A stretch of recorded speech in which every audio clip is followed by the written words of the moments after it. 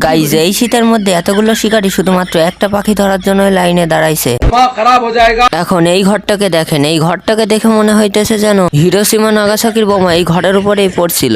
যাই হোক, এই দুর্মূল্য ঘর থেকে একটা অমূল্য শিকারী বেরিয়ে আসে এবং শিকার করতে হাঁটা লাগাই। এই বলদে পাথরের পিছন থেকে বেরিয়ে পাখির দৃষ্টি আকর্ষণ করতে একটা বাঁশি বাজায়। খারো বাতিজা, তোমার সন্দেহ আমি দূর করে দিতাছি। পাখি ছুটে এসে তার গুপ্ত ব্ল্যাক মার্কেট শিকারীকে বলদ বানাতে ওপেন করে।